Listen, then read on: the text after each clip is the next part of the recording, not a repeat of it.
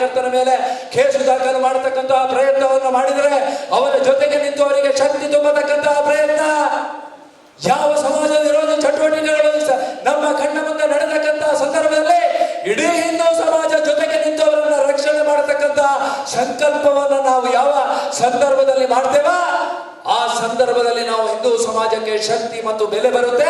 ಆ ಹಿನ್ನೆಲೆಯಲ್ಲಿ ನಾವೆಲ್ಲ ನಮ್ಮ ಜವಾಬ್ದಾರಿಯನ್ನು ಅರಿತುಕೊಂಡು ಬದುಕುವಂತಹ ಸನ್ನಿವೇಶ ನಿರ್ಮಾಣ ಆಗಬೇಕು. ಮೊನ್ನೆ ಕಾರ್ಯಕರ್ತರಿಗೆ 8-10 ಕಾರ್ಯಕರ್ತರ ಮೇಲೆ ಕೇಸು 307 ಹಾಕಿದ್ದಾರೆ. ಯಾರು ಆ ಕಾರ್ಯವನ್ನ ಮಾಡಿದ್ದಾರೆ, ಆ ಚಟುವಟಿಕೆಗಳಲ್ಲಿ ಯಾರು ಭಾಗಿಯಾಗಿದ್ದಾರೆ ಅವರನ್ನ ವಿಚಾರಣೆ ಮಾಡಲಿಲ್ಲ.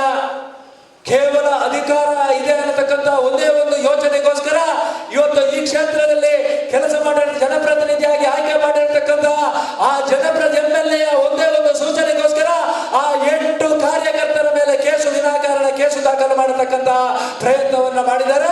ಮುಂದಿನ ದಿವಸದಲ್ಲಿ ಇದಕ್ಕೆ ಉತ್ತರವನ್ನ ಕೊಡ್ತೇವೆ ಅನ್ನತಕ್ಕಂಥ ವಿಚಾರವನ್ನ ಅತ್ಯಂತ ಸ್ಪಷ್ಟವಾಗಿ ಆ ಜನಪ್ರತಿನಿಧಿಗೆ ನೀಡೋದಕ್ಕೆ ನಾನು ಈ ಸಂದರ್ಭದಲ್ಲಿ ಇಚ್ಛಿಸ್ತಾ ಇದ್ದೇನೆ. ಯಾರು ಕೈಗೆ ಬಳೆಯನ್ನು ಹಾಕಿದಂತಹ ಸಮಾಜ ನಮ್ದಲ್ಲ.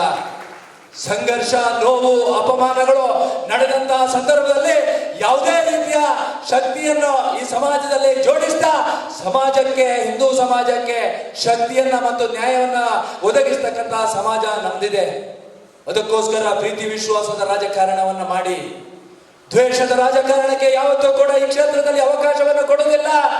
ಗುಂಡಾ ಸಂಸ್ಕೃತಿಯ ಮುಖಾಂತರ ಕಾರ್ಯಕರ್ತರ ಮೇಲೆ ಮತ್ತೆ ದಬ್ಬಾಳಿಕೆ ಮಾಡತಕ್ಕಂತಹ ಪ್ರಯತ್ನವನ್ನು ಮಾಡಿದರೆ ಅದೇ ರೀತಿಯ ಉತ್ತರವನ್ನ ನಿಮಗೂ ಕೂಡ ಕೊಡೋದಕ್ಕೆ ಹಿಂದೂ ಸಮಾಜ ಸಿದ್ಧ ಆಗಿದೆ ಅಂತಕ್ಕಂಥ ವಿಚಾರವನ್ನ ಅತ್ಯಂತ ಸ್ಪಷ್ಟವಾಗಿ ಉಲ್ಲೇಖ ಮಾಡ್ತಾ ನಮ್ಮೆಲ್ಲರ ಯೋಚನೆಗಳು ಅತ್ಯಂತ